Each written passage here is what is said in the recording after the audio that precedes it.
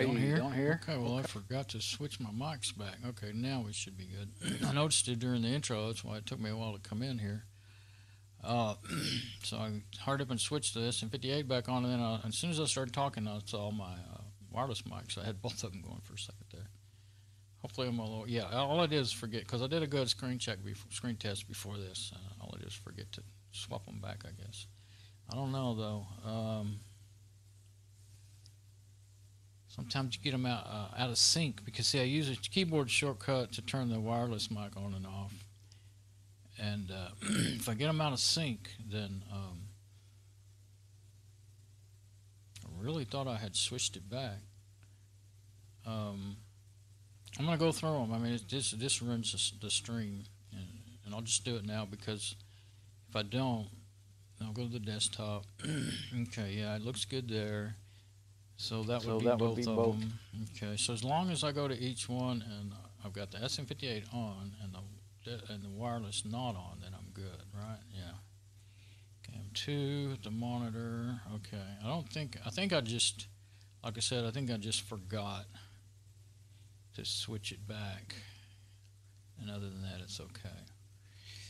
Better try them all. So there's been times when they got all out of sync, and what happens is if you forget and click with the mouse on the one that you're using the keyboard shortcut, then that one is the opposite of the others. So when you, and now the rest of those cameras, well, let's check the mic settings anyway. They're not, this USB cam's not on, but whoops.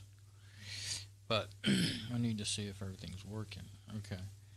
So, sorry about all that, but it's way better than screwing up the stream, and I didn't want to just stop and start over. Okay, so I'm going to get back to work on the goal to reformat the Lenovo Wi-Fi, the one I'm on right now, but I've realized I got more backing up to do than I even realized, because I forgot. I finally realized I better check that Windows 7 partition and see if I have any good files, personal files that I want to keep on it, you know. And actually I did, but I didn't trust them because it had been infected, and I didn't remember. It's been a couple of years, I think, since I just quit using it, at least a year since all that happened. I scanned it, got it clean, but it also showed up clean. But you don't completely. I don't ever completely trust them, even though I scan it with 3 to 5 or more virus scanners, and finally the last one. Sometimes I'll do 2. If I come up with one that says clean, after all the others have deleted something, then I usually say, okay, that's okay. Usually because I'm so tired of doing it by then. But sometimes I'll go one more time at least. And I have certain ones I like to do, like I trust more than others and stuff like that. But anyway, virus scanning rescue systems. But I did it again with KlamAV yesterday. Let's go ahead and get on the desktop now.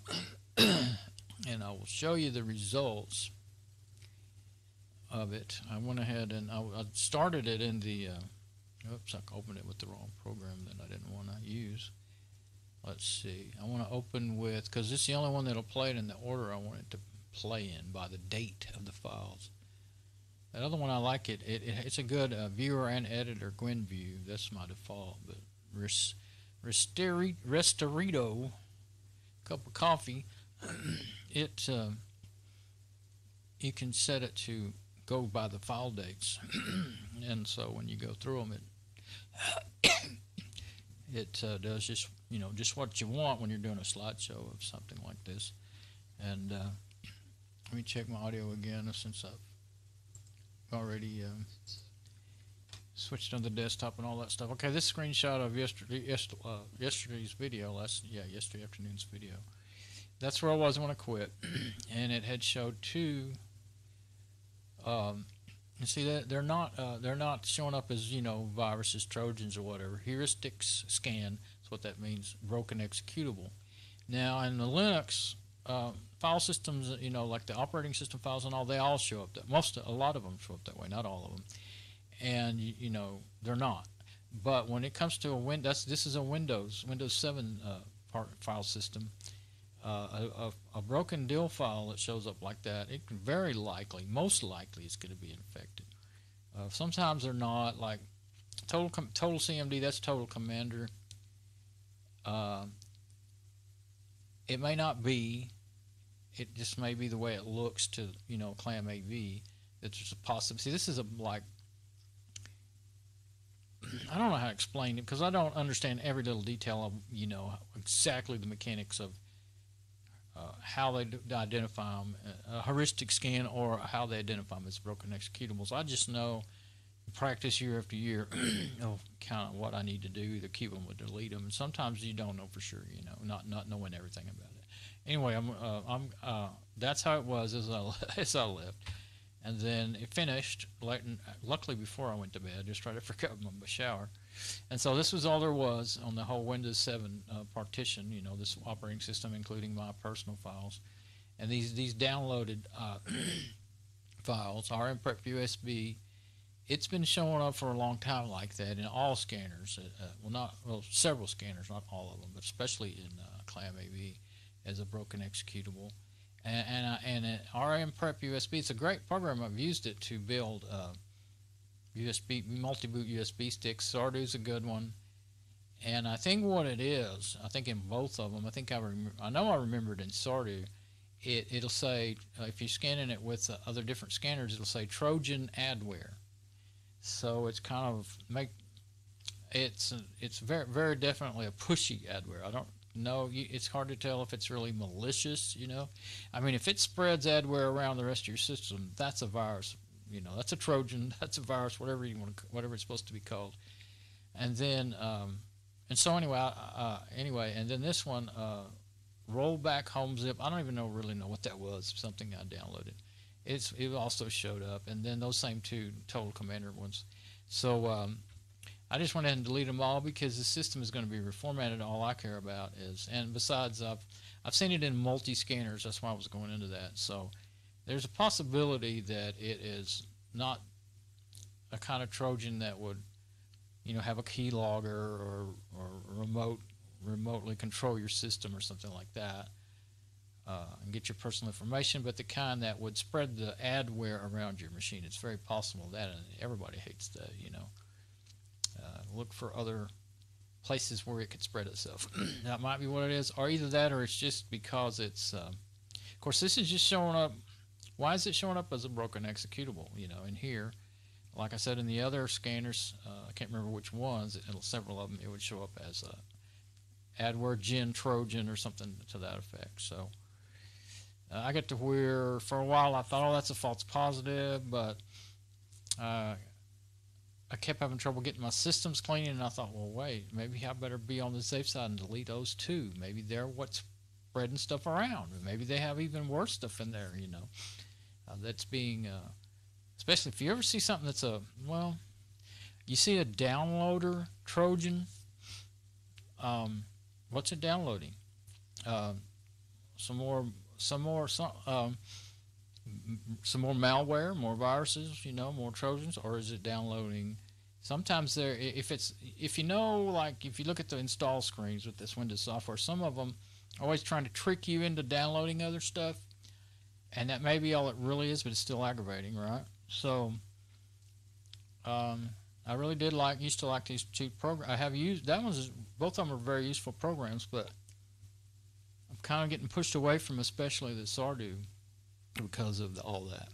So and I don't like to build my multi-boots in Windows anyway, only if I have to. So actually Sardu came out with a version that would run in Linux, and I kept trying to use it, but the one in Linux just was too buggy to use. It just wouldn't finish making a USB stick, and I made lots of them in Windows. It worked well. So they just haven't got far enough along in that. But everybody needs to make money, but if you go too far with your ads and all that stuff, you may shoot yourself in the foot, especially if our scanners are showing up your software as a malware, So most people are just going to delete it and not use it anymore. So anyway, I just went on and put them in the quarantine and deleted them. You put them in the quarantine, and then you hit delete there. It puts them down in here and this, and you got one last chance to think about it. And you should. That's pretty cool because especially with if you were doing Windows system, like which this is a Windows system, you want to think, okay, do I really want to do that? Is it going to break my system? If you're trying not to break it, you know. So that's back to the same one. So that's that's what happened. That's my results of that. So now I can go to my backup drive and looking at my video there. That's my backup video being recorded. I like to keep that where I can see it. Now I'll go to my Seagate backup drive, and over here I'll go ahead and 116 gigabytes. That's funny because its label's 125 gigabytes, but that's, yeah, NTFS. That is going to be the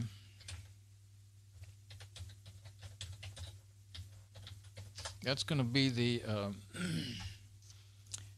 Windows 7 drive that I just was talking about. And that security Linux alert always happens every time I have to type in my root password in Fedora 23. Don't think it happens in the newer versions, but didn't used to in this one. But it started after it became end of life FOL.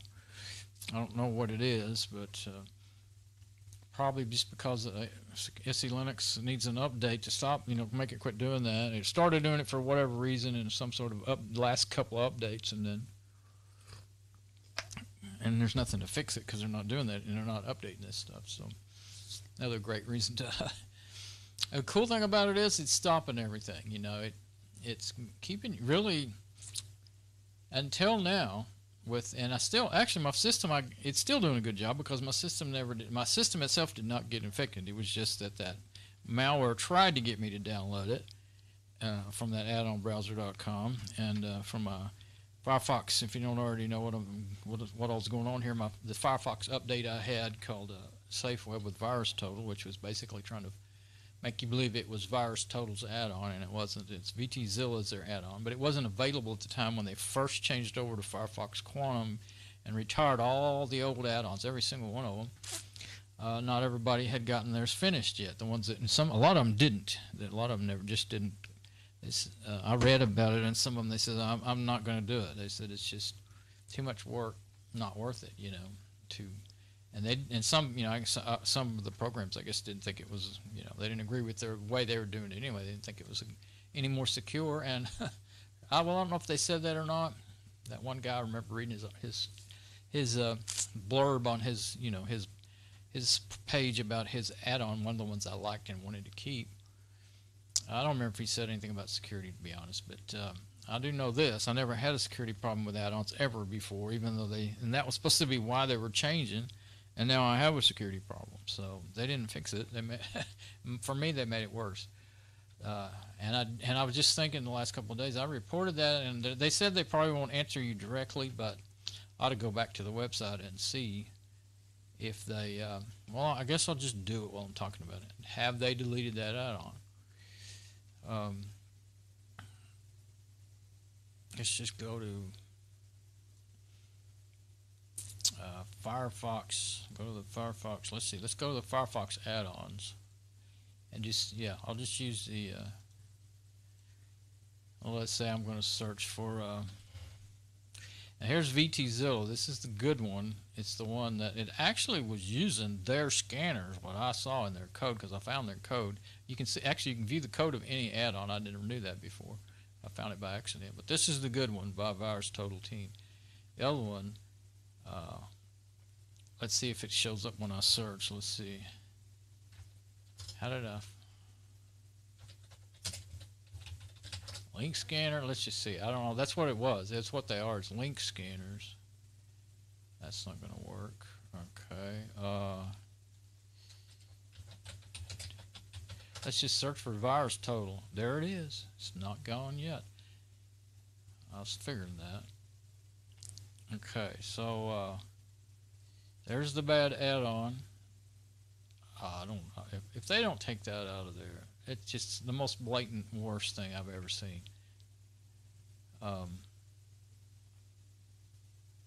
Ratings. I didn't. Where's the? Oh, there it is. It's only got 2 stars now. How do you get to it? You can't click on that stuff. Okay. When I downloaded it, I didn't see all that. I think I did see maybe one person saying, they just said, I think I remember it really well because it said, I'm pretty sure this is the one, it must be. I don't know how do you get to the ratings. None of that clicks. But yeah, this Web Safer with Virus Total by Security Lab, this is the one that their website is addonbrowser.com, and the scanner does work. It uses Virus Total Scanner, the VTZilla Virus Total Scanner. Their code calls it up and uses it, and I guess that's allowed or whatever by them. But I don't know. I remember reading all the reviews. I don't see how. I'm in a hurry. I want to get to work, but somehow you can get in here and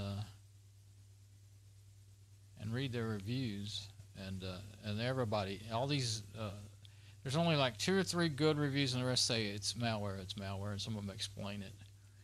And when I downloaded, I think there was one that had one word, malware. I gave it a 1 star, and I thought, well, what the heck? Explain yourself. Or are you just mad at the guy and you just want to do that? That's what I thought to myself. So, but they were not lying. They were just so pissed they didn't want to say nothing else, I guess. But anyway, maybe it's because I'm not logged in. Well, I'm not going to do it right now. And then here's another one. I think this is the other one that looks like just a copy. Same thing. I think it's the same thing. This is not a Virus Totals add-on either. And I wouldn't trust this one either. It only has two ratings, 3 stars. I guess it only has 2 reviews. But so I'd watch out for that one too. I'd be very careful. But if you want Virus Total, just get VTZilla. And it's funny that it didn't come up in the top of that search. I searched for Virus Total. Let's do it again. Why doesn't the real Virus Total add-on come up in the top? Why doesn't it even come up on? There's another one. This is Virus Total search. So evidently, I guess the thing is they're allowing them to connect to their scanner, with their add-ons. Look at that. It doesn't even show up in the first page, and it's the only one that's the real one. That's crazy. VTZilla. I still don't see it. There it is, finally. If I search for VTZilla. So, hey, Virus Total guys. You need to put more Virus Total keywords in your page here so that it'll show up. You're getting lost, and you're the real thing. You're getting lost in the Firefox. And hey, Firefox, surely you can straighten up your search engine better than that. It's always been crappy. It's always been super hard to find. But you may not know the exact name. Like, for instance, when you're looking for Virus Total, I never remembered it was called VTZilla. It's another thing about how you name your apps and software. But it's always super hard to find them again, if you can't remember the name. And usually I don't. I remember things about it. Like, sometimes I'll remember, like, for instance, Virus Total is a well-known series of, virus scanning software and so on. So I remember that much. But as you can see, it's hard to find that way. So anyway,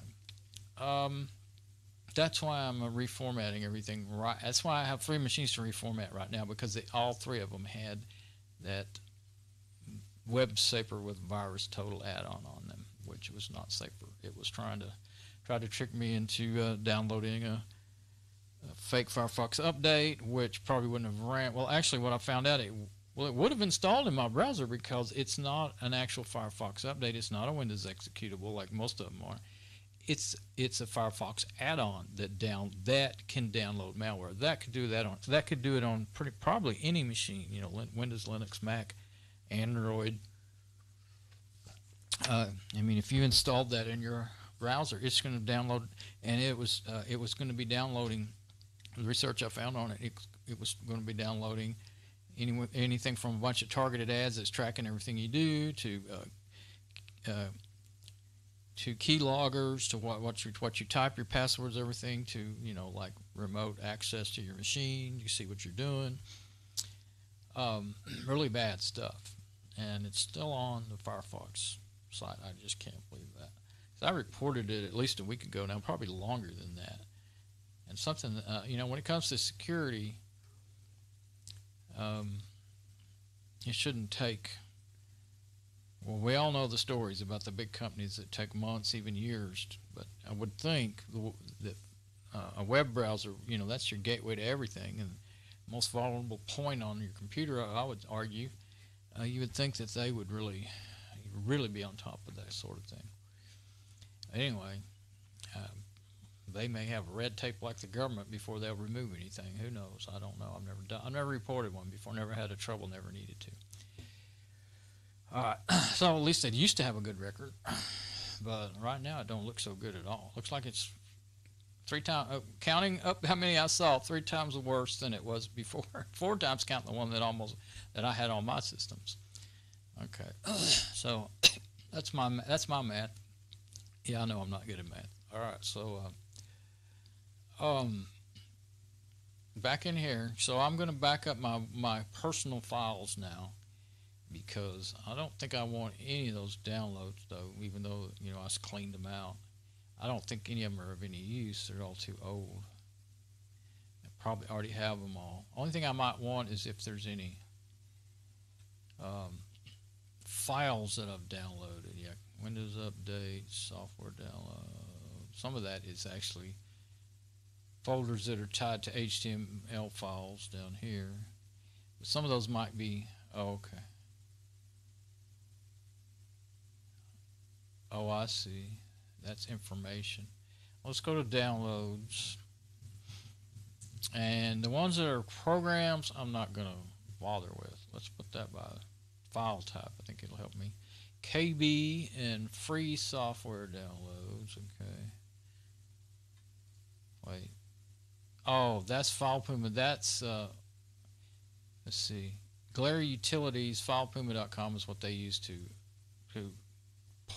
that's kind of like how their site that finds the updates. I don't know exactly the whole back end of it, but anyway, when you say update this software, Glare Utilities can search every bit of Windows software on your system and then tell you what needs updating. Then you go and you click on it, it'll take you to FilePuma.com to download it. And it actually really convenient and works pretty well. And I did have one thing that popped up as a bad file once. I don't remember if it actually was or if it was a, you know, virus scanner like Avast said it was bad. Might have just been a false positive. I can't remember now. But just a sec.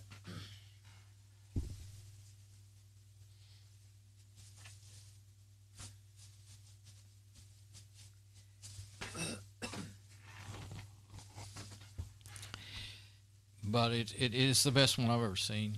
I mean, there may be some that you can pay for that are better, but, you know, this one, well, actually, of course they want you to pay and get the more features, but it's the best one for freeware, shareware, whatever they call it, that I've ever seen. Glare Utilities.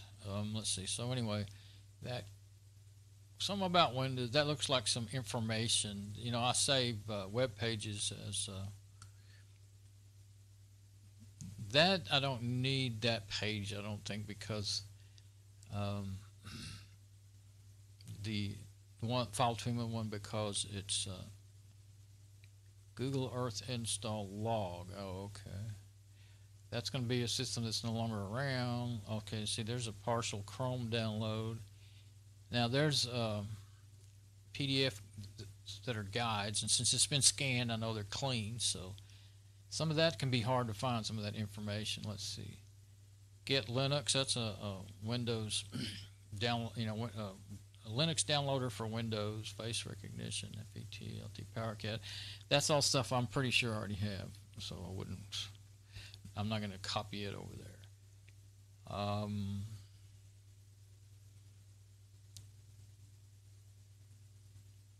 HTML kit. I'm going to have to go into some of those folders to see, but those right there I'm going to go ahead and right click, sync into downloads. Yeah, I'd rather have all that stuff better organized than right in the main downloads folder, but you know, it gets tiresome trying to keep up with that, and so some of it's organized, some of it not. Open source Ingenuity. I'm pretty sure I know I already have that. That's how I put it on there. I don't even know if you can go download that anymore, but that's open some older software, even though the file date's 2016. open source ECU tuning. It's pretty cool software. I actually haven't ever used it because I don't have ECUs. I've said 1976 Chevy Blazer and an 83 Dodge van, which is what I have, and neither one of them have ECUs on them. But my mom's car has one, and I never got a reader myself to even try to play with any of it. But when I do feel like going out and working on cards, it's usually fixing my Blazer for my van. So let's see, HTML kit. That's a whole lot of files for that. Oh, editor, all that stuff. Oh, okay. Well, I'm pretty sure I already have all that. What is in there? Fedora, Linux, BFO. And there's some of these deals for installing, Windows tools for installing, and all different things for setting up Linux. Some are from Window Booting. That's for setting up a Windows ISO USB from an ISO to boot and install Windows. But I have that somewhere else. So mobile. I never did really try that much. Run Linux inside of Windows. Rogue Killer. That's the one I was trying to remember. I was talking about that yesterday. I don't see the program in there. That's just the reports. Rogue Killer will tell you. Well, I was thinking about it. It might be on there. Let's see. No. It's ROG, I think. No, it's not even in the system. Just those logs. But anyway, it will scan your system for malware, and also it will scan your master boot record of your hard drive, your MBR, to see if it's been messed up by malware.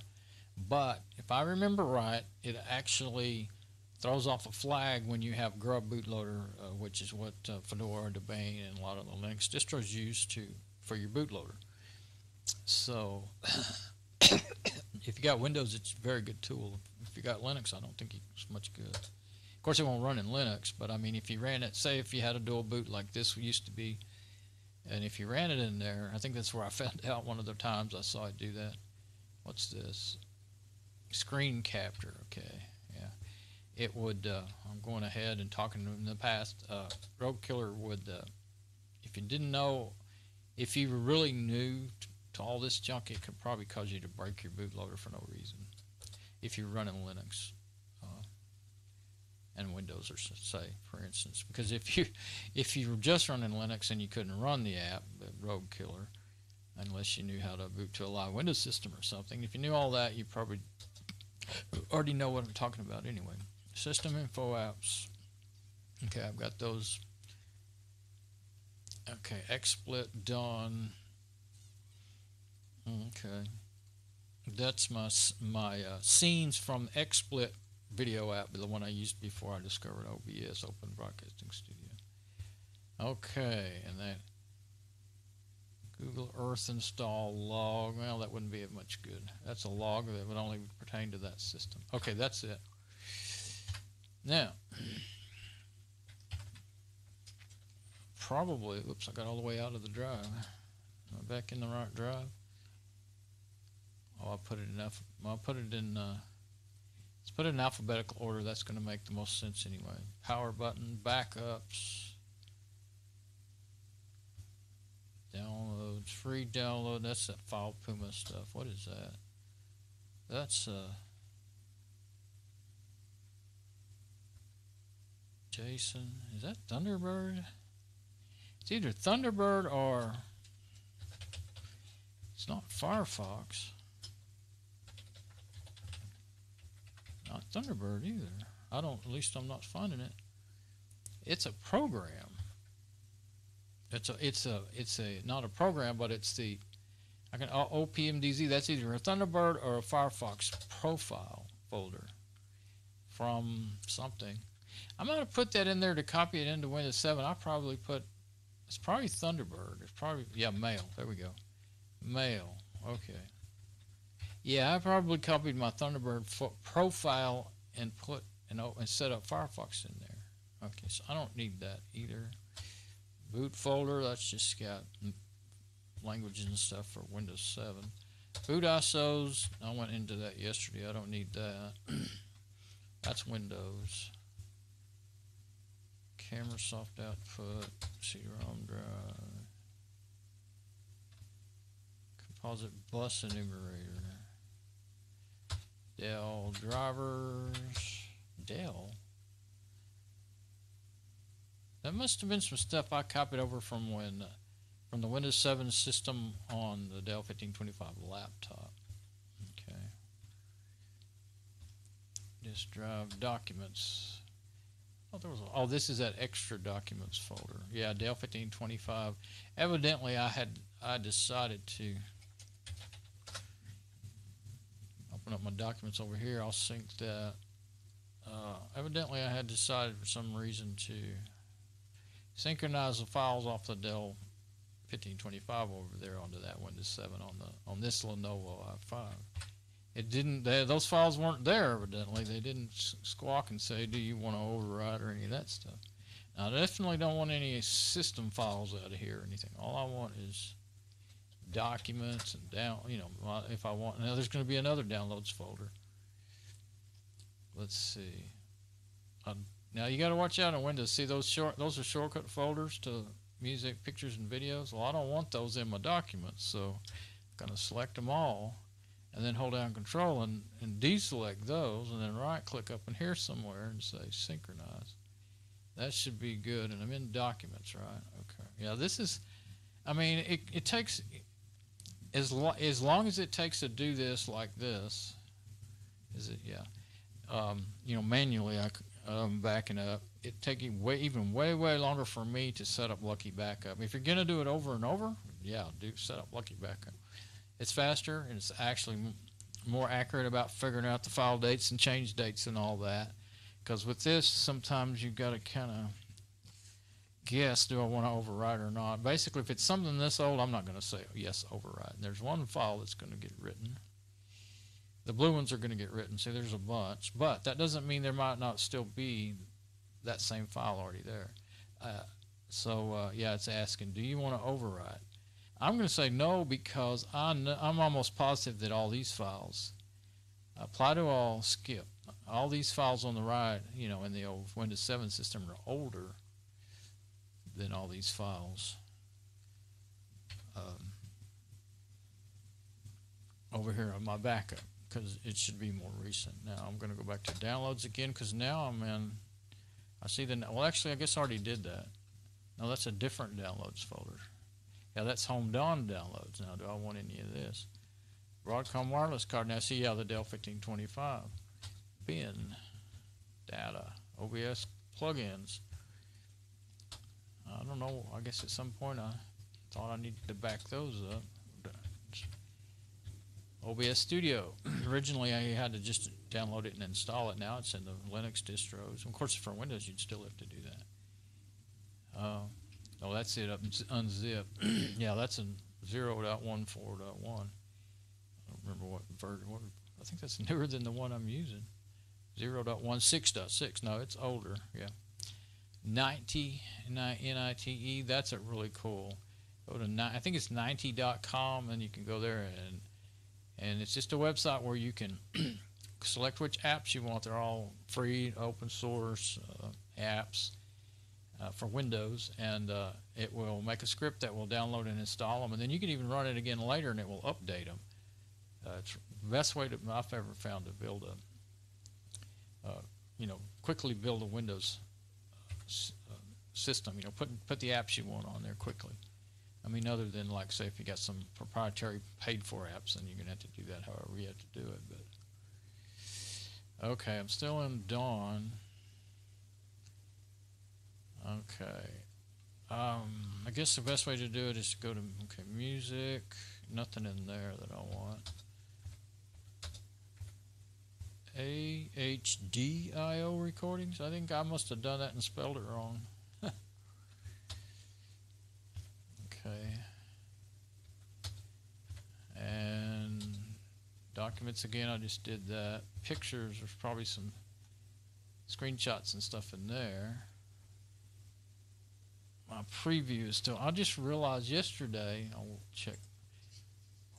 and I'm going to pause it. I let it play pretty much the whole time I was working and recording yesterday on my Dell 6000 laptop, the preview of my stream. And for the second or third time recently, when I was about ready to quit, I noticed that it was way, way behind what's going on. And I thought that my stream was messed up or something, but it's not when you look back at it, you know, after you're done. So I think what it is that laptop somehow gets behind a little more and a little more as longer it's playing the stream. So that's all I can figure. And I kept going into what I thought was going on, or what could possibly be wrong, you know. Pictures. So I don't need a thumbs DB. That's actually a database file. It's a, let's see, what was it called? It was a Windows image editing, and mostly editing, but you could view with it too. But anyway, it would, okay, nothing to do. Yeah, that's all already there. Can't remember what the program was called. If I could click view, I guess I might see. Oh, it's a, yeah, see, that's a, I guess I always forget. I'm going to say that's a binary file.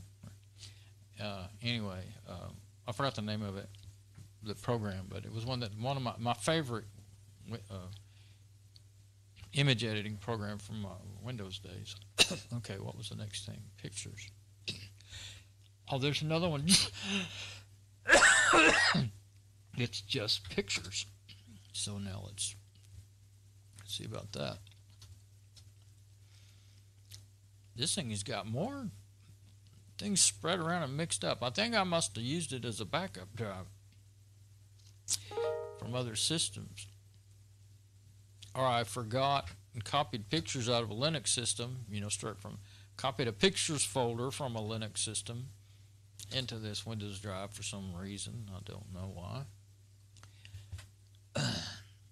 Could have been because I was out of space.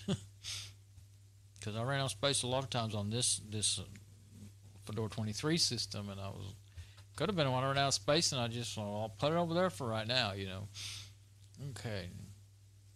There's some videos in there. See, there's a desktop eye now. I don't really want that, but it won't hurt that much either. At least since it's, of course, I can just not do it. Videos, okay. But I do have plenty of those. Now, see, there's some videos that I don't. Oh, those aren't videos. What are those?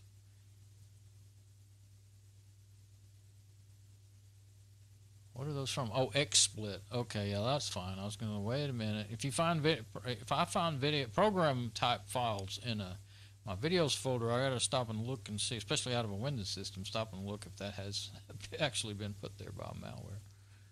There's a couple of videos. But that's part of that XSplit program, because you know, those kind of programs.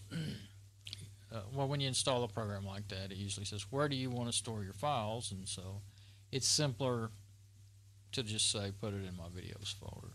I can find it that way. That's it right there. XSplit is the one. It's just the temp files, and none of them are actually video files. So I really don't need those, but that's weird though.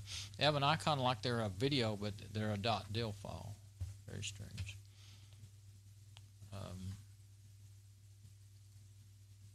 I'm gonna delete that folder. You know, came from a Windows system, and since I am fighting malware, let's just be safe. I don't want to back that up.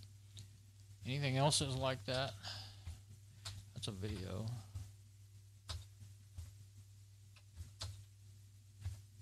I'll tell you one thing, that right there, Manicam, I used to like that, but they sure do serve up the crappy ads, and they're really, as a matter of fact, it might have even spread some ads out through my system. I can't remember. I quit using that Manicam app. I had it on my Dell 1525 laptop. OBS, there's an old OBS video. Sound, it's empty. A lot of those are going to be empty, so I may have actually copied several empty folders over there. Okay, so there wasn't much. Wait. Videos. Google. Oh, yeah, the auto-generated ones from Google Photos. Okay.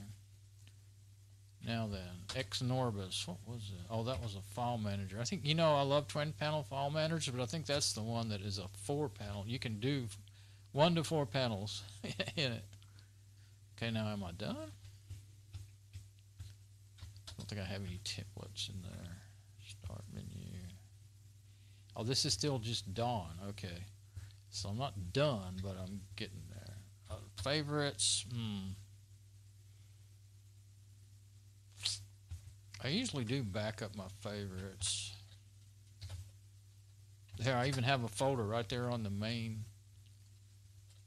Sometimes it's pretty useful. Of course, I haven't used Internet Explorer. I think it's going to be pretty much the same thing. I haven't used Internet Explorer in so long. But, you know, if you're in Internet Explorer, it can sure, I'm going to say skip. It can sure save some aggravation. Help you find things quicker. It helps me. Now then, favorites, PW helper, nothing in there. Downloads, already did that. Documents, I did that a while ago. Yeah, I was careful not to do my music, my pictures, or my videos. Yeah, I did that. Did that. It wasn't any, yeah, AH audio recordings. Okay, so I've got that done. Didn't want anything off the desktop or cookies. Contacts, yeah, I don't think there's anything in there. There's some in there, but I don't care about them, do I?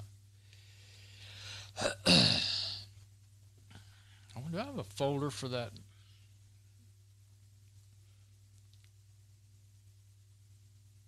Windows 7 system. AS Rock Windows 7, but this is the Lenovo i5. I don't think I have one. Lenovo i5 Fedora 23. So I don't. No contacts folder. I guess I could. Now that I selected that one, it's all blue. I can't see anything but the blue, and I can't even see the. I kind of wish that. Well, I guess that wouldn't be as good. I don't know. Maybe if it was a different color, you might could make it do that. But instead of it just being 2 lines, you know, it's hard for me. I used to didn't have any trouble, but I do have more trouble seeing that now. Especially if I have something selected. If I don't have anything selected, then I can see it good. It's just the way my eyes are. I can't find it though. Come on. There, now I see it. So what? See, there's not going to be a contacts folder, but I could just put it in that backup files folder. Contacts. Now, that's good for that. Let's see, documents and setting. I don't think there's going to be anything in the admin. There is. Oh, the admin. Yeah, there'll be all this stuff I downloaded during updates and stuff. Print instructions. Simple sys info. Okay, none of that's really. Oh, I must uninstall XSplit as a. That's all of their settings files. That actually would be important if I wanted that again. I'm gonna just make an XSplit folder in there.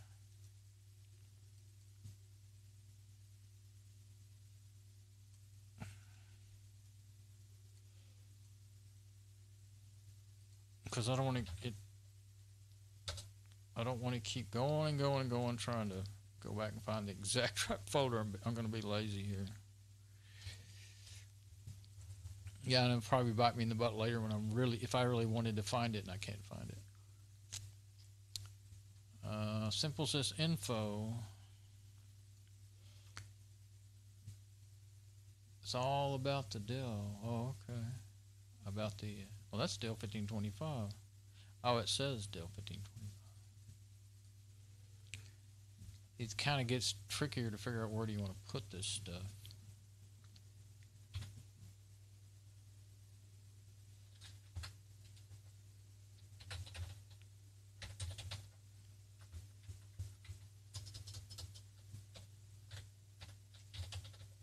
There, Dell 1525 laptop. what did I do? Be very careful. Hit delete or something, I'll be really upset. This stuff may not be important, but they're already there, looks like. Okay. Might have been copied from there. Donation coder, I think that, oh, screenshot capture. No, I'm going to say, is that one of those ones that put really bad with the malware? But screenshot capture was a good one. Oh, well, it was, oh, I liked it, but green shot is the one I like, really, really like. Manicam, what is that? I'll tell them what it might be. I figured it was just me. I think I've seen that 1,000 times. I think I've got that. XSplit recordings temp. Okay, no, that's a. Where am I now? Admin. Okay, all users.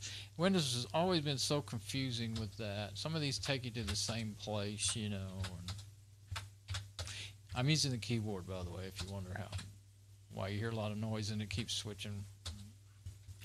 Microsoft Media crashed. Blue screen.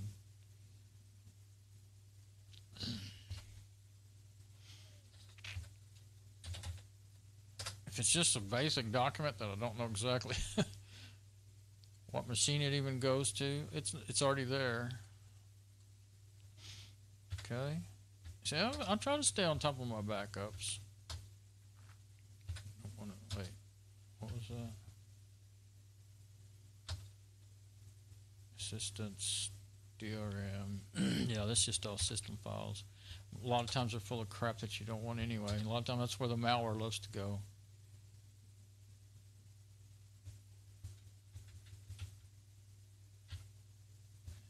Templates. Sometimes I have templates that I'd like to keep, you know. All users, default. Another one.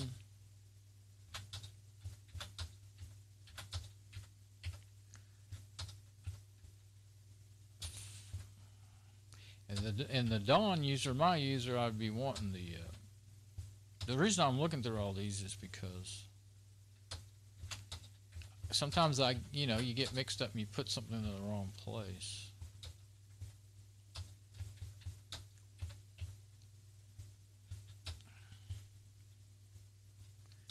And sometimes might be a video or something you really wish you had. You don't know what happened to it. You worked hard on making a video, and that's one thing I like about when I first started on Linux, they just had like your home user, and then they I'm gonna say, let's see, the first one I had, Fedora 5. I don't think it had the folders put in there for you, like documents, videos, and so on. But then they started doing that, and they actually kind of did it the way I was doing it myself. So I like that, and I just stick with the defaults pretty much, because then it makes it easy to find stuff in whatever Linux system you're in. You don't have all this and all these shortcuts to you don't really know. You lose track of where am I really going, when you hit these shortcuts. The ones with the little arrow on them, those are shortcuts. See, it's probably the same folders that are empty over and over and over. So, and those ones that just say pictures, I think they may be too. That's saved games. Of course, some application installed that. I never play games. Didn't make that folder. If you find something in there and you've never played a game, we better wonder. Send to. Thought I saw fax. Oh, that's just. Yeah, I still use fax once in a while. Programs. Don already went in there and really, really looked through that. Public. Now that's another one where sometimes I put Lightworks. That was a video editor that I tried out. I don't know if there's anything in there. There's stuff in there. I didn't like it because it's a pro, video, basically audio video editor, but it's really a video, aimed at video. That they decided to open source to a certain extent, but make a free version of it. but it didn't support any of your just our normal everyday. It was still aimed at professional stuff, which is cool, but it didn't support just regular videos that you could upload to YouTube. Problem being that all those videos I have, the MP4, OGV, uh, MPEG, you couldn't just open them, import them into the program and edit them. You'd been having to try to learn how to convert them into some other proprietary format. And MP4 is proprietary, really. Anyway, it's Microsoft, but they let everybody use it. So I didn't. What's that? Oh, that's that same file about the crash. So where was it? Oh, Lightworks. Yeah, music. I'm still thinking about that Lightworks, whether I want to. Sun. I must have wanted to try up a Sun Microsystem app or something, is all I could figure. There's really not anything there that I could tell. I don't plan on using it. There is one I would like to try. See, Avid Prefs, Final Cut Pro preferences, Lightworks prefs. That was all like I didn't go and get those plugins or whatever, or other. I don't know if those are plugins or if they're the whole full-blown application it's talking about. But anyway, that's all. It's. I mean, if you had like 4K camera and all that stuff, or even just a good high def camera, might be a good and you want to work in those formats, it might be good. But there's another one that actually I don't think they called it open source. This one here, Lightworks, they just called it free. There's another one in Blackmagic Design software. They did make theirs open source, and it looks really interesting, and I want to try it, but you have to set up a server to run it in Linux. And it has to be really a quad core with 4 gig RAM, I think is the minimum. And so that, I can't just turn this into a Blackmagic video editing machine because I don't have anything else. So because the AS Rock is Mom's machine, it won't be here hopefully much longer. Get done with it and give it back to her. But anyway, I don't know. I kind of hate to just lose all. I did a lot of hard work setting that up. If I decided, oh hey, I do want to. There it is, Lightworks. So main regular. Okay, so I'll just sync that. Maybe it's already all there. No, there's some stuff that's not. I just won't override anything, I think. A license. And that one there, okay. I'm going to rename that one and keep it. Okay, now what's that license? Did I hit? What did I hit? Oh, okay, suggest a new name, rename. Okay. Yeah, usually you have to hit. I'm just going to do this one at a time. Avid Press. Now those I'm going to skip. Wait. I'm going to do them one at a time. Skip. And skip. Those licenses might be per machine, or they may be useless anymore now. Error log. Suggest a new name. Another log. Rename. Plugins cache. Skip. Any cache you don't need at all. Skip that. Skip that. I think there's going to be too many files. I'm going to hit skip. I don't care. I got tired of messing with it. I know. That was dumb. Shouldn't even, if I just pick one way or the other and do it, but sometimes I can't do it. I go back and forth. Okay. But, so if I went in there again, I just figure the one on the backup drive is probably newer than that one. But of course, if they're from different machines, and I think I may have tried it in different machines. Where's my folder? Oh, I guess it was in Documents. Yeah. Now I did. I did do it to where I have two different license files. So. What is that? An XML file? looks blank. Maybe it's just taking a while to load. EST, whatever that is. Oh, it's, yeah. I don't know if it's going to have any text in it or not. It may be a encoded file, you know, encrypted or something. But I'm not going to keep fooling with it because it looks like it's making Crusader act up, and that's the last thing I need when I'm trying to get some backup work done. Okay, so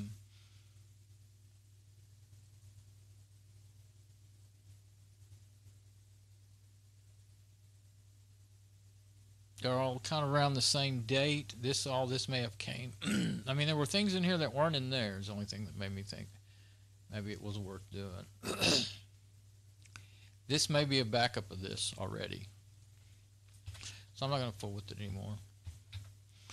Okay. I haven't checked my stream again lately.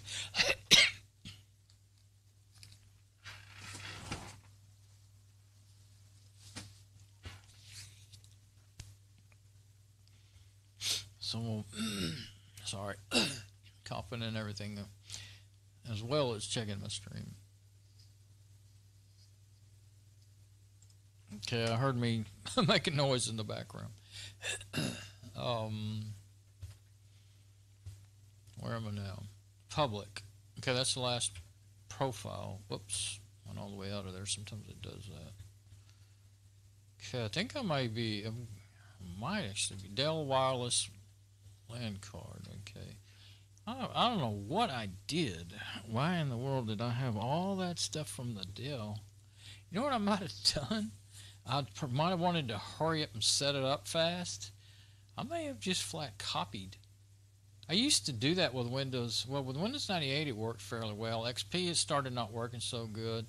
But when I build a new system, I would copy the whole C drive over, just like I'm doing, but I was using Total Commander, and I would copy the whole C drive over the new C drive, only I would be careful about what I overwrote, you know. And if it was my preferences and settings, I would override them. And if it was programs, then most of them would just run, you know, especially since I would overwrite my start menu with the old one. And you'd be like 95% there with a new system that had all the stuff you had on your old system, and some things would be broken and not run, and then I'd have to manually go in there and find them. Usually the uninstaller wouldn't work either because of the way I did it. I have to go in there and manually delete things. And I learned not to do that in Windows, and so I never really tried it in Linux. Linux is actually more complicated to try to do something like that. I never tried it in Linux. And besides, with Linux, well, it was several years before I learned how to make an install script, but the thing that made me fall in love with Linux, I was thinking about somehow it hit me in the head this morning. Or last night while I woke up from dreaming, I don't know what it was. I remember waking up 5 times, it seemed like. The Linux, and I was grappling about the DNF Dragora package manager yesterday. Well, all the others, some of them, they have their pluses and minuses, but for instance, I'll show you, this is why, even this one, okay, Yum, and it's not that I think Yum is the best thing ever. It had some things, you know, that it was a heavy system user. Okay, Yum Extender is really good, and then there's Yum Extender DNF. And I'll just go in, since Yum Extender you can't, I don't think you can at all install that, but I think maybe you might be able to install Yum Extender DNF in the newer systems. I'm going to try it, and the reason I think so, well, for sure I think you could do it because I saw an article just the other day saying, and I'm going to have to really learn about that. Fedora has a new thing they're started out with that you can actually I think you just install the packages, and then it'll allow you to keep and install older packages that aren't in the new, say, Fedora 28 repos. I guess you'd have to put in add the older repos to be able to do that and stuff. I don't know how hard it would be, but okay, so here it's really looking blank, isn't it, DNF? So I'm going to look into that, but if this is DNF, what did it call it? Okay, Yum Extender DNF. Now here, I don't know what's gonna happen, but I'm opened up Yum Extender. I'll show you how much different they look. See if it can even do that while it may say Yum or DNF locked by the other program, and it may not even open up right. I better watch out. I get too many things going here for this machine. Okay, well I'm just going to be in here while it's trying to open up. Okay, so here it is. You see, it looks quite a bit different. If you go ahead and compare it to Dragora, what comes with Fedora 26 or 27 on up. Now here's the searcher settings. You can search by prefix, keyword, or fields, and then you can select or deselect anything. So you can name, summary, and description. That's what I was grappling about. That's missing in DNF Dragora. And this is just a, I hate the phrase no-brainer, but it's a no-brainer. I'll just get tired of hearing it. But everything takes a lot of thought. That's why I hate that phrase. But it's just good common sense to be able to do that. Sure, maybe at times you might want to narrow it down, but I would make the default, especially for somebody new to Linux, make the default to search everything. And then when you search for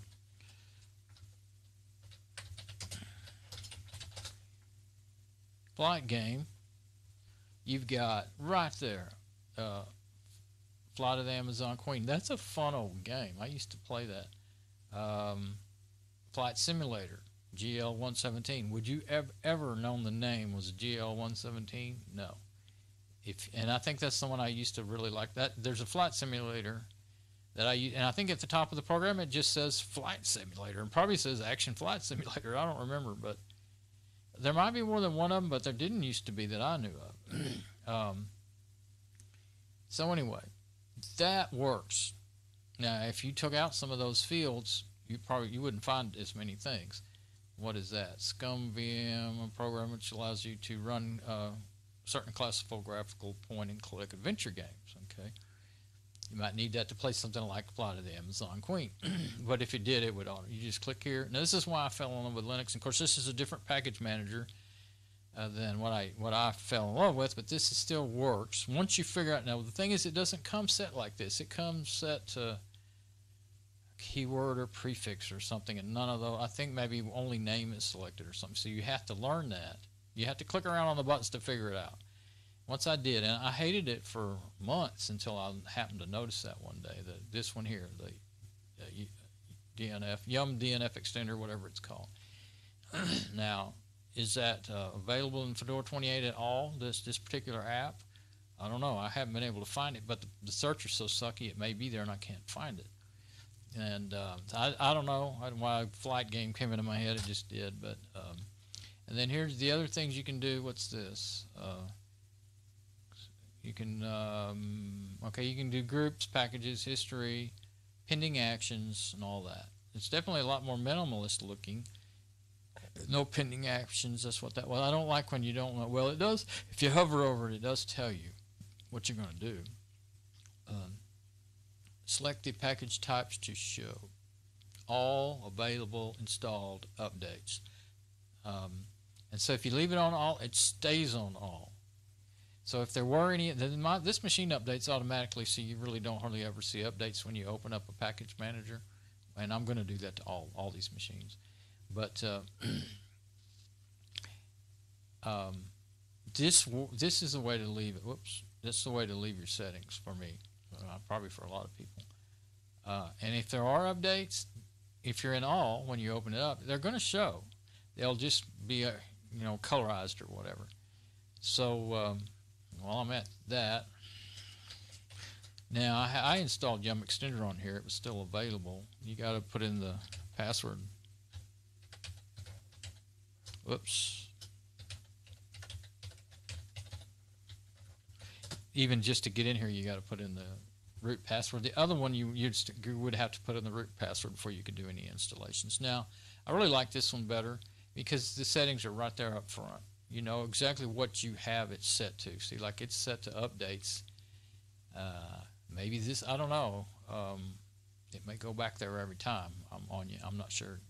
It could be something I don't remember because I haven't used it in a while. But I kind of once I learned how to use the Yum DNF extender, I started using it just so I would be used to, using DNF altogether, because this goes through Yum, and then it's going to have to, it sends a Yum command, but then Fedora 23, and I guess 28 will still do it too. I think I tried it the other day. It will direct it through DNF because Yum is not being used anymore. But if you put it on all, then it'll show everything. And of course, it takes a bit to refresh when you do that. It might be why I left it like that. I guess I should have left it the way it was, because I think what happens, and you can't do anything but wait when you do that. I guess that thing wouldn't open up. Let me see. I tried to open them both up at the same time, but it looks like it never did open up. I guess it couldn't, and it didn't throw me any kind of errors, but it couldn't. Yeah.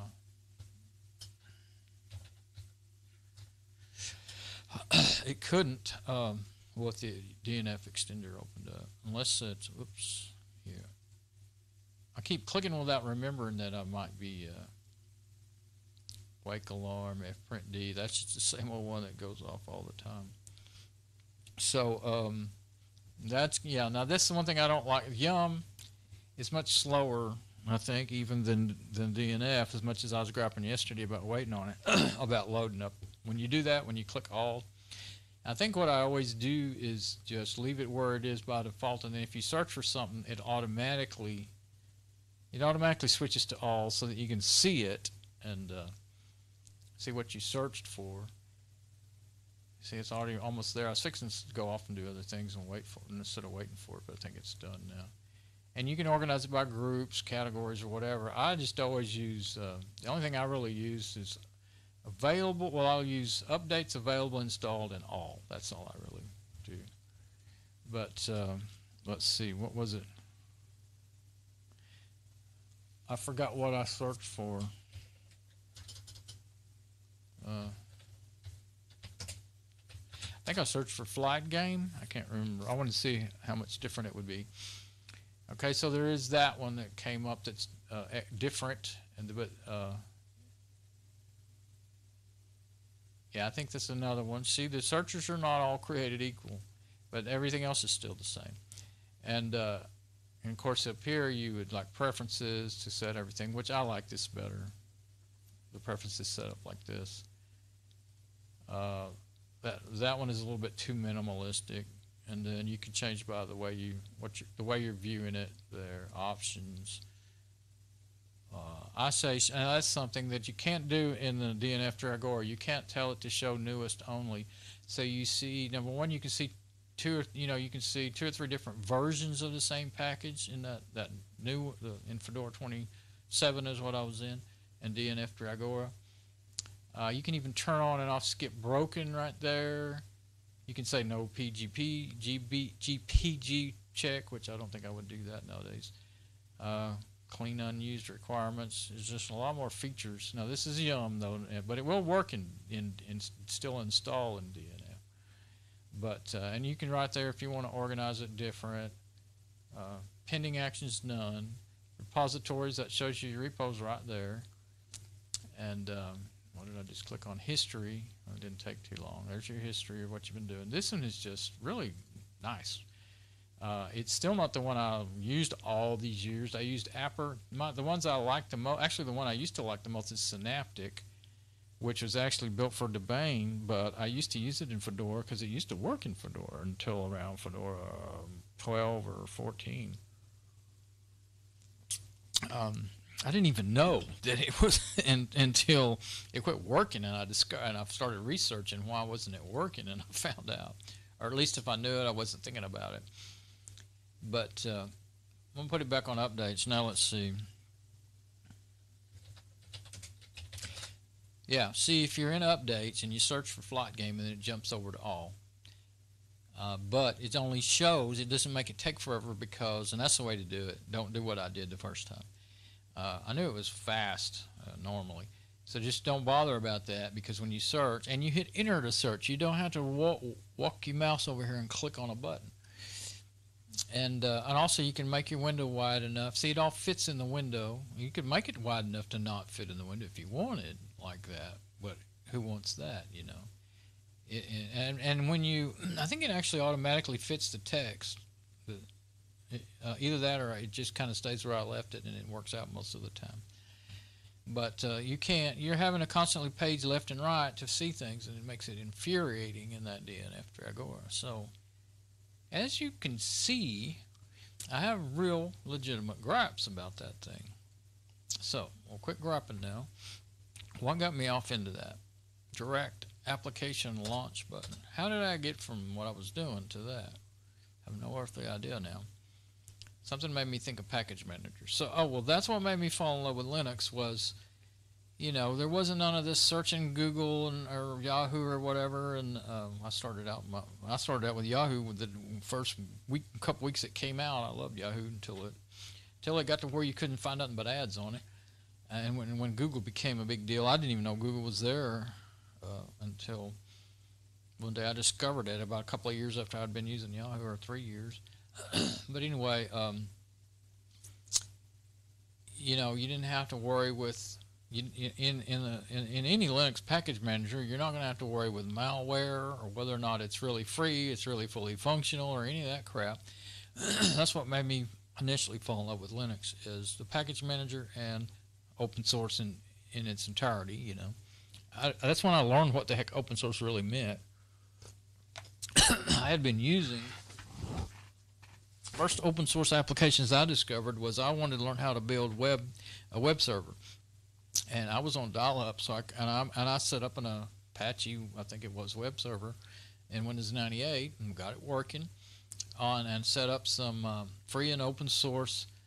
I was trying to well, I ended up setting me up a website, and I ran it for several years selling pro audio and video gear, you know, like speakers and cables and snakes and, you know, audio snakes and stuff, not animals.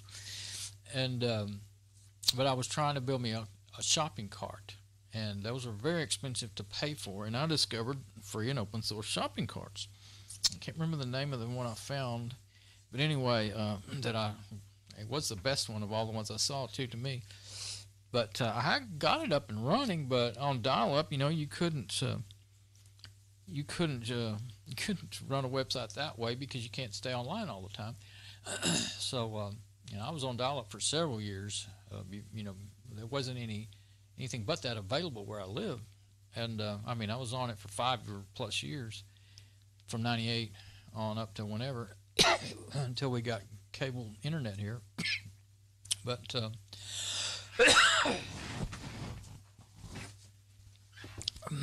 I remember waiting.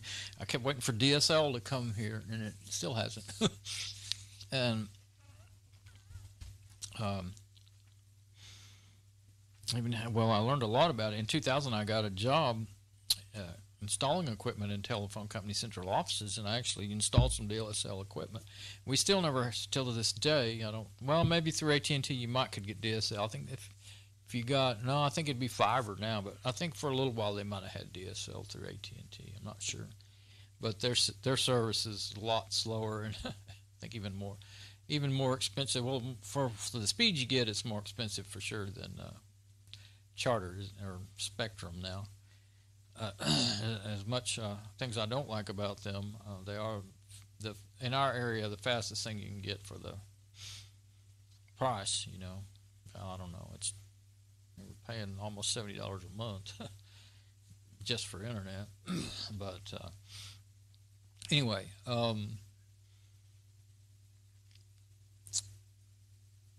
the package manager just changed the whole world of computing for me. You know, I would just sit on there for hours and read the descriptions, and that looks cool. I got to where I would try to install 30 things at once, and sometimes especially back then, there would be a lot of them that would conflict with each other. You know, it was still, Linux wasn't quite as refined as it is now. It's kind of weird because any software is always going through development and always going through changes. So there's always some things that are refined and some that aren't, and some that are new. And of course, there's a certain standard they have to meet before they can be put in the repos of Fedora or Domain or whatever. But and they work fine as long as they're not installed alongside some other package, you know, that doesn't, they conflict with each other. But anyway, going off into the wild blue yonder here,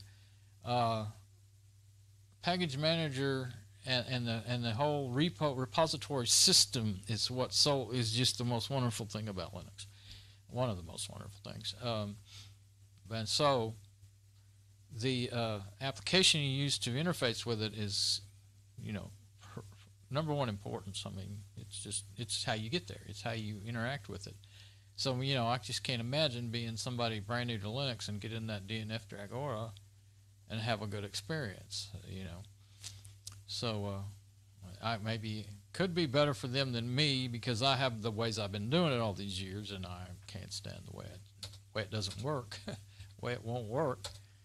But anyway, that's my spiel.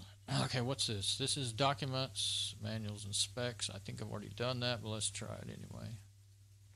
Pretty sure I did that at the beginning. Yeah, nothing to do here. Move on, nothing to do here. And I don't know why it goes all the way out on me sometimes. I guess I hold down that, I'm using my left, you know, up and down and left and right arrow keys and my enter most of all to move around in here, and I guess sometimes I hold that arrow key down too long. Okay, disk drive, what is that? Okay. Downloads, I know I did that. I don't want those anyway. Drivers. I don't think, sometimes, you know, especially Wi-Fi drivers, but sometimes your Ethernet drivers, even on a wired connection, you might have to really jump through hoops to go find it again. What is this? WebNet. Let's see what driver this is. Maybe it'll tell me. I probably should have went to index HTML. Well, I don't have my web browser open. I'm just going to have to open it up first.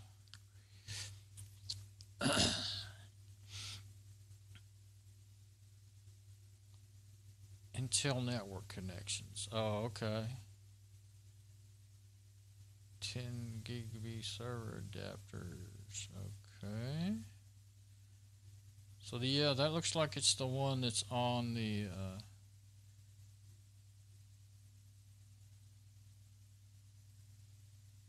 why did that thing come back up? I do not like that thing. How do you remove that? I thought you could just right click and say remove from Firefox. Oh, this is the older version of Firefox. That's why it's in there. See, whenever I didn't have Firefox running, dang it. When I didn't have Firefox running, it wouldn't even hit escape, it wouldn't even go away. And I didn't even see an X on it. Yeah, 50.1. That's the older version. 50.1? Yeah, that's the older, I think. I can't remember what the new version is right now. So if you don't have it running, it'll open up the default installed version. But, you know, of course I tell about this all the time, but I have this running in what I call standalone mode, sort of like portable mode. It's but it uses all of the installed versions, profiles and everything, but it's standing alone on its own otherwise, and it updates itself and everything else automatically. Because yeah, 60. See, that's quite a bit newer. I think it's going to download an update now because I did that. Well, if you do that, it'll go ahead and look for updates. If you open up the About, I'll just let it do it. I think you can close that window and it'll still do it. But anyway, which one was that one? That was that one. Okay.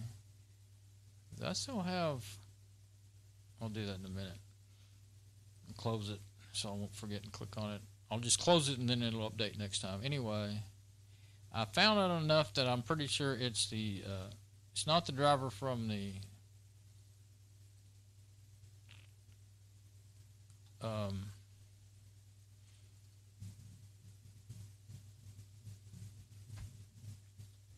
I'm not sure if it's the Dell drivers or let's see if it's already on there. Actually, I think I need to, how can I do this? Copy. Okay, I think you can do this. Let's see. Oh, Win 7.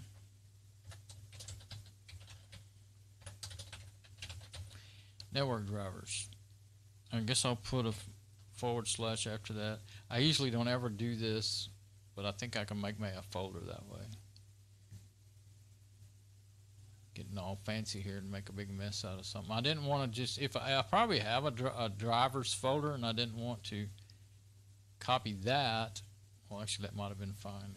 I didn't know it had another folder. I didn't even look again to see if it had another folder. But it's 275 megabytes. But this may actually be well worth saving because, yeah, it made me a folder and everything. It just doesn't say drivers now. It says Intel Link. Well, that's fine. That doesn't hurt a thing. So,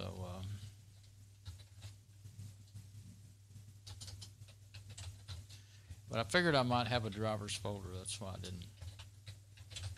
didn't. But now I know what it is, so it's still a good thing.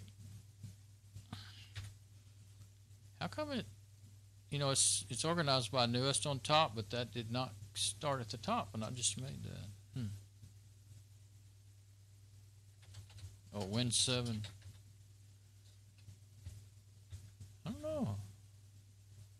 See, Win 7 network drivers. It's down there. Oh, it's got its original date. I didn't think it did that. Unless you're connected with SSH. Then it'll do that. I don't know. But I tried to get to the top and I held it down too long. Okay, so that one I'm backing up. I don't need any EFI stuff. It's funny because EFI and UEFI, they use them both. So I think that's what makes me always get mixed up and call it EUFI. Ingenuity, I'm not going to copy that. That's that OBDI program. File as a volume driver. Hub. Program files. I didn't have a heck of a lot in there. That's very unusual for me. Oh, and then program files x86. Okay, and then program data. What is it that I was getting my attention? Type VNC. Okay. Rescue CD logs. That's for me scanning it with virus scanners. Bill BD guide log.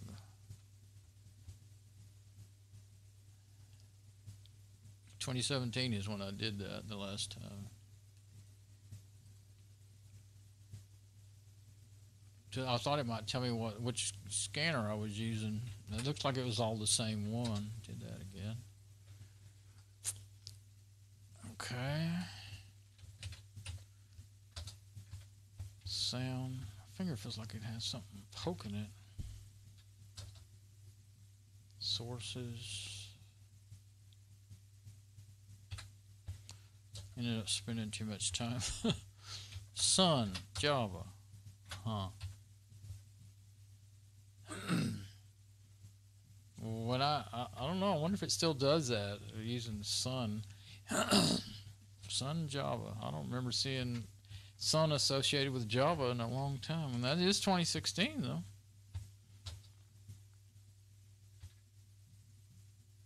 Was it Sun Microsystems? That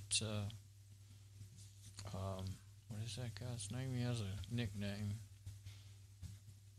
Can't think of it now. Anyway, the guy, the guy that's still alive of the guys that started Macintosh, but he started Sun Microsystems. He actually, I don't know all the exact details. I think he sold out his interest, or let them buy him out or whatever at some point in the 90s or 80s or 80s or early 90s and somewhere in there. Started Sun Microsystems, and then evidently it didn't go as well as expected, and then he went back. And I remember I saw a movie about this, a documentary. He went back, and they said as just a regular programmer, Of course, he's, the woes, they call him the woes. Of course, he's the woes, so he ain't just a regular programmer. He started a freaking company. Him and the guy that died. That was a big surprise. guy seemed, you know, I remember hearing about him all the time. And he's just, you know, guy that has everything. And then he got sick, and then he died, and then he didn't have nothing. Unless, of course, he knew the Lord and lived on forever. But I don't know. I didn't know him or know that much about him. I wasn't really ever, you know, in my journey through software and computers, I went towards Linux, and Mac is so proprietary. I never did like that kind of stuff anyway, so it's even more, you know, proprietary, closed, and expensive than Windows, so I never cared for it much. And I did learn a long time ago, I don't know exactly what they're still doing now, but they built I don't know, it might have been OS X 10 or somewhere around in there. They started building it on the FreeBSD kernel.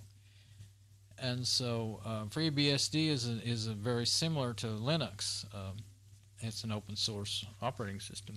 I actually learned about it before, or I heard about it and tried to, I downloaded on dial-up 10 gigabytes off of the FreeBSD server, trying to get everything. I thought, well, I want to get it now before it's gone, because I was like, you know, that Windows stuff was always gone next month or next week. And so I thought, if it's free now, I better get it. And I spent like a week or two downloading stuff all night, every night on dial-up, and got it all down there. And then I didn't understand it all. I thought, well, I could just read the, you know, README files and the text files and figure out how to use it, because I did that with Windows programs all the time. And there was more to it than that. It was a whole new, different animal. And I have ran it once or twice. And, you know, it's just like, if you just boot it up in a virtual machine, it just looks about like Linux, just with less fancy of a desktop. But the back end, I know, is different. But anyway, that's what Mac runs on, is an open source operating system called FreeBSD. But they're still making their billions upon billions off of it.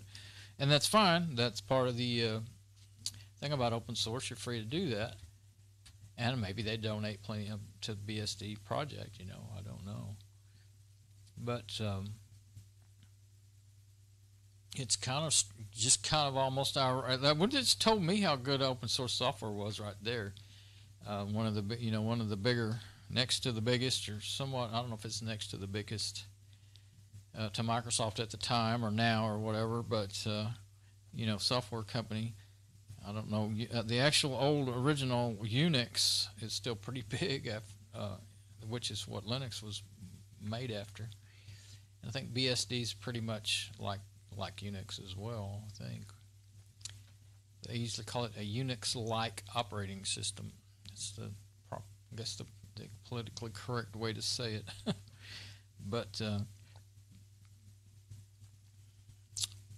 okay, so I think I'm just sidetracking like crazy. I do that. See, I'm just talking out loud. I guess the way I think. I guess when I'm working, but I try to stay on track, but I have a hard time. But I'm just talking while I'm doing this stuff, because to me this is kind of like mind-numbing stuff. But you do have to think about what you're doing. But sometimes I get so off on the stories that I do forget what I'm doing.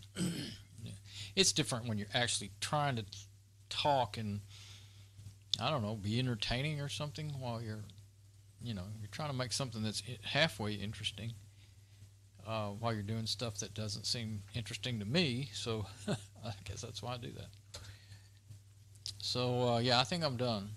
I got to stop and think. Okay, now what all did I just do? Where have I been in these folders? You know.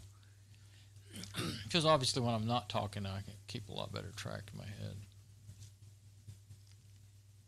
Or maybe not obviously, but I do keep better track when I'm not talking. Okay. Yeah, I believe I went through it enough that's it. I ended up making this take way too long. I think I could have selected all the folders well, you can't do that in the Windows system though, because you saw, if you hadn't ever seen it before, you probably have, but if you haven't, you see how all the shortcuts and all that junk, if you just select, say, if I just went to Documents, not Documents, but Documents and Settings, Now you darn sure wouldn't want to just do that. That's a shortcut with shortcuts inside, with shortcuts inside, with shortcuts inside. But if I just went to Don, well, look at all the shortcuts in there, not to mention all those system folders that I don't want. And it would go to all those and copy that. It would try to recopy that stuff over and over again. And I've done it before, and you end up filling up your backup drive. And I might not fill this one up with what's on here, and then you never want to go back through there and delete all that stuff one by one. So it's much better to select and take all this time, or it'd be less time if I wouldn't have been jabbering. Take the time necessary to get what you really want. Because if you just blanketly back up Windows systems, you really get a bunch of crap. And just like with Linux, I don't back up anything but just what's in my home directory for the most part. And if there's something else I may need that is in like a user share folder or something, I'll go and get that, because there's not very many things, just some config files or something for some program. You know, preferences and config files that took you a lot of time to set up, like Lucky Backup or OBS Studio or XSplit, for instance, when I was in there in Windows. Those things are worth backing up. Anything that could, especially if you see that it can be exported. Of course, if you can export it, just do it that way. Export it and import it, then it'll save you a world of work. For instance, I'm always talking about it, but I don't really show all the time. See all of the scenes I have? If I had to go in and redo those, each scene has, there's either just 2 things in there. Well, some of them have 3 or 4 things in there, and it took buku's time to set all that up. So, and I've finally, at first couple of times I tried to export and import, I didn't do it right, or so I didn't catch on. It was really not complicated, but somehow I didn't understand it. Probably trying to go too fast. So I just this recently was I able to export, you know, from one OBS and import to another one and have it just seamlessly. It's all there. All my cameras, all my mics, everything is just, both of my mics, not all of my mics. It's all there and ready to go. So I think now, let's see. Let's look at my, oh yeah, the videos. Okay.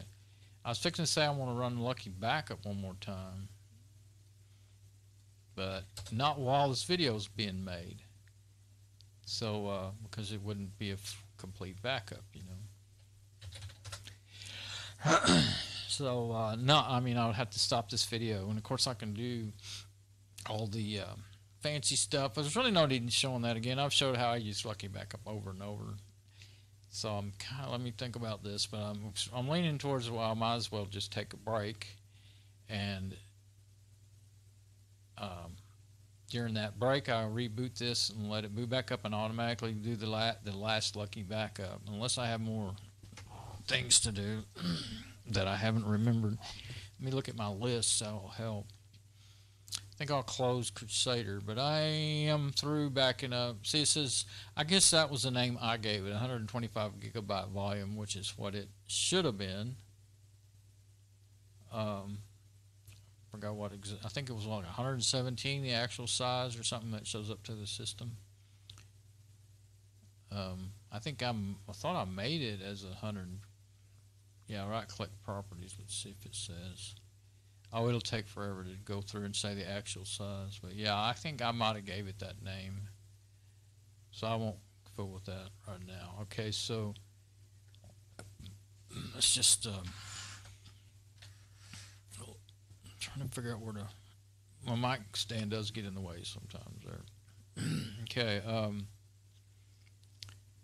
Yeah, I made a screenshot of the Firefox add-ons yesterday. Throw my pen all over the place.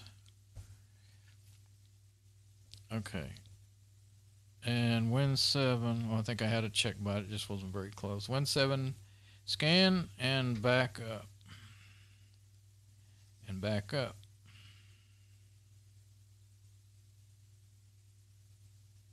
Okay. And yeah, I looked up all that stuff about rewriting the MBR, and when you install Fedora, it installs boot grub loader, and that overwrites the MBR, rewrites it with the boot grub loader and everything. So if there was any malware in there, it'd get taken care of. It's not. I don't know if it's so. Well, I mean, it'd be common if they could do it, they'd do it. But I think that between grub itself and SE Linux, I don't think that would be happening to my, the Fedora systems. I don't know. I really don't know about Debian how well it uses grub too. So I'm not sure. It's never happened to me. I know that much. But also, every time I redo a system, grub overwrites the MBR. So you just got a failsafe there in that. Let's see. Rewrite the MBR with Fedora. Yeah, I looked it up, and that is what happens. I showed that in my yesterday's video. Got thinking about it, and I just started looking it up, and I found just what I needed.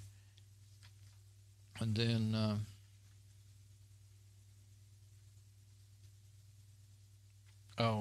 notes about when I change, when I use the other ASRock, you got to switch. Well, yesterday I made my profiles. I did it in here, and I did it in the ASRock. So now I can just switch profiles before I start recording. If I want it to be the backup stream, I just switch it to backup stream profile. If I want it to be the main primary, I'd switch it to primary.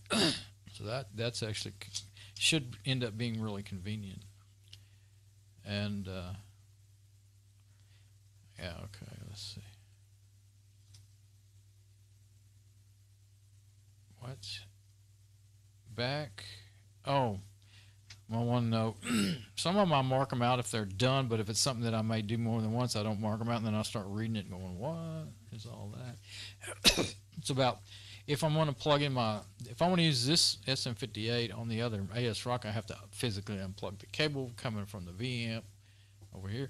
It goes to the Lenovo i5. So if I wanted to use it in the ASRock, I had to unplug it and plug it in over there. Which I did once, but that's a pain getting there behind the rack and doing that. And because I have to move my tables and all this stuff. But and especially if you're in the middle of a video. So in the middle of a video, I can just boot. If I needed the ASRock, I could boot it up, turn on the backup stream, and just use the wireless mic without getting out of the chair. So I've been doing that. So even though I don't like the sound of the wireless mic, really. Let's see. Team Viewer, I'm not using that. I might quit using Team Viewer. I won't go back into that again, but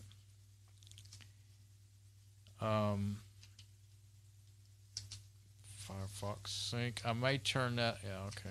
I may turn that on in the ASRock one and see what happens, and if it brings in that anything that seemed, like that bad add-on or anything. See if it. I deleted it, but to see what might happen.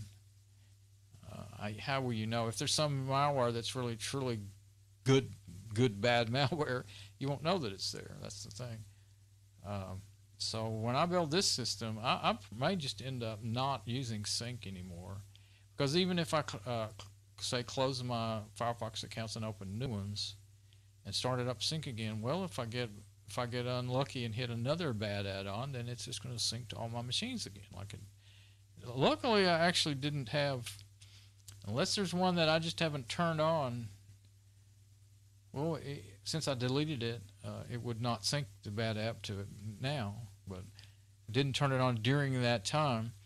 Only this one machine, the Lenovo i5, had the bad add-on in it, but both of Mom's machine. Well, it's actually the Dell 1525 is mine, but Mom's using it. So but her account synced, her usernames, her Firefox, and both the ASRock and the Dell 1525 synced, put that bad add-on on there because I had Sync turned on. So may not use Sync at all anymore, even though it was super convenient. The one thing that really is convenient about it is passwords. And I'm thinking, I didn't do any research yet, but there are password managers in Linux that come with, there's always at least one that comes with, each, it depends on the desktop you use. Like Mate has the Genome keyring. KDE Desktop has Mate Desktop Genome keyring. KDE Desktop has KDE Wallet, I think it's called. and all you got to do is just set it up. I've just never done it because I didn't have that many things that I wanted passwords on, you know. Only thing that I did want it to work in was the remote desktop.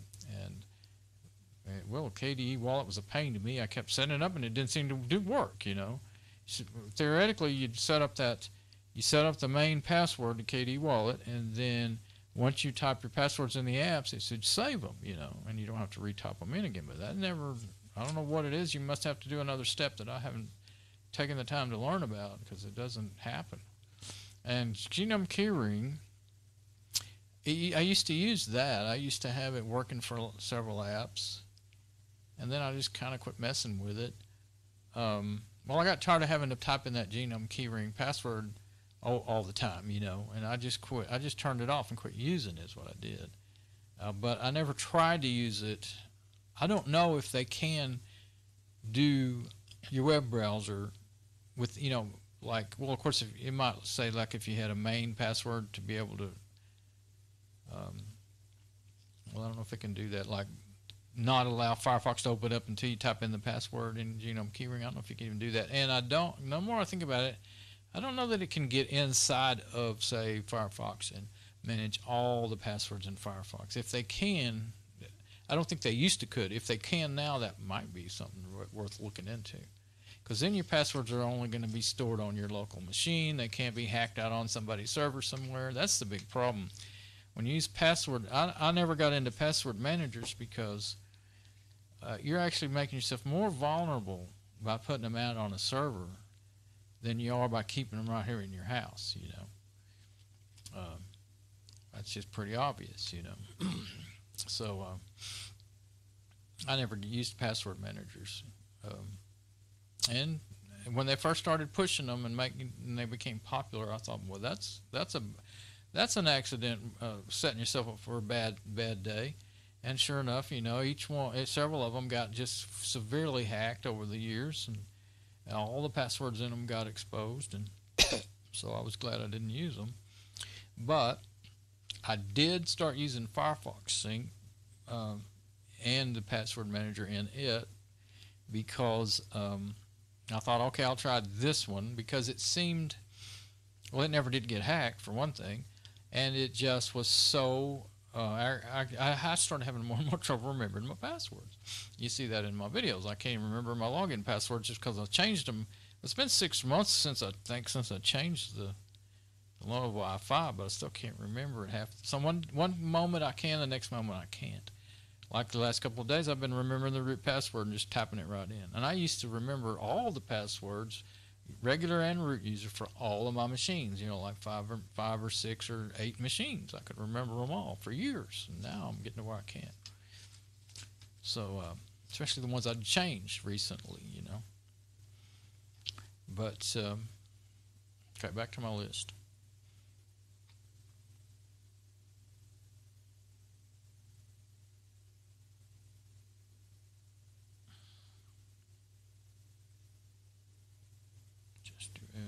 Settings.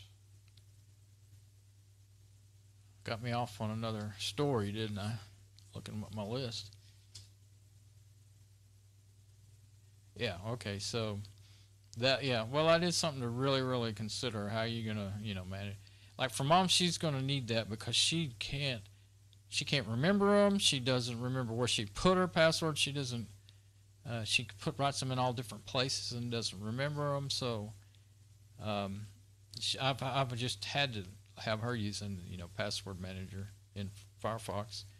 It has caused her trouble because sometimes, well, because sometimes I think she doesn't see how to click on the page just to automatically log in by clicking, and so then she goes and tries to change her password and say, I forgot. She goes on the website saying, I forgot my password. Well, then she actually successfully changes it, but her old password is still stored in Firefox in the web browser. So every time you go to that page, it puts that password in there. And you only get 3 tries, and then you get kicked out. So she was always getting kicked out of websites for too many failed password entries. And if she tries to type them in, I've watched her. She used to be really good at typing. She was a secretary, but she's she's not so good at it anymore, and she'll just type them wrong, you know, even if she has it written down and right there in front of her. And so she's going to need one, and I'm probably going to want a password manager. So I don't know. We'll see if I really want to go back to using. I thought about making a new Firefox accounts for both of us, and then don't sync anything but passwords, basically, pretty much. Maybe there might be some other thing I might want to sync. Well, settings. I might sync settings. But we'll see. This has been the biggest deal in years and years. When something goes wrong, it really goes wrong when you're syncing stuff. Okay.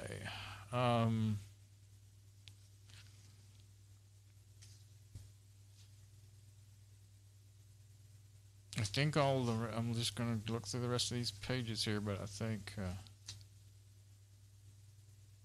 just rest of it is backup and re-backup. You know, I keep rewriting that over and over.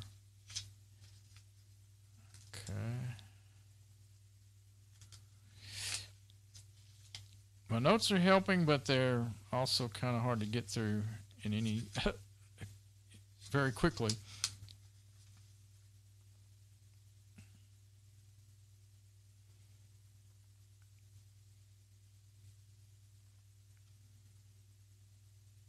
Oh yeah, when I was trying to figure out where does the backup stream go, I really thought that you were able to view your YouTube video backup stream, and I thought I'd seen people, and maybe they'd set it up in a different ways, because I've seen where they had I've seen it many times where they had 2 or 3 streams going, and a lot of times it would say backup stream. Maybe that's just because that's the name they gave it. I guess that's what it was, because you can give it whatever name you want. I was thinking about changing the name on mine to something.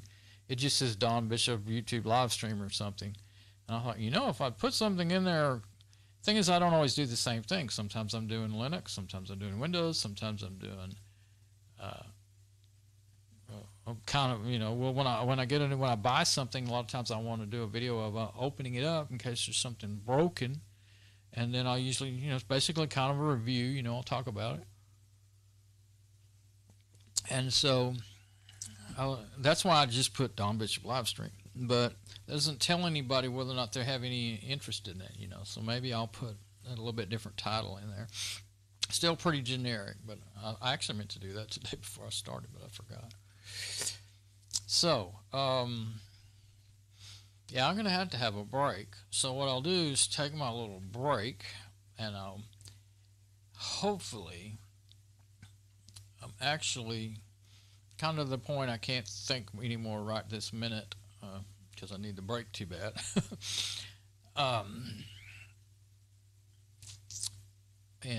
anyway, maybe I will, if I'm actually done backing this Lenovo i5 and all of its, you know, systems up, backing it all up, then I can really move on to reformatting it. So I'm going to go, and I won't say what I'm going to do when I come back. I'll come back and I'll figure out what to do. Because I've said 5 times now, I don't know how many times, that next video I'm going to be reformatting the Lenovo i5. And no, I am not, because I'm still not done backing it up. So we'll see. All right, I'll be back in a little while, hopefully. Shouldn't be any big problems today, we hope. All right, bye.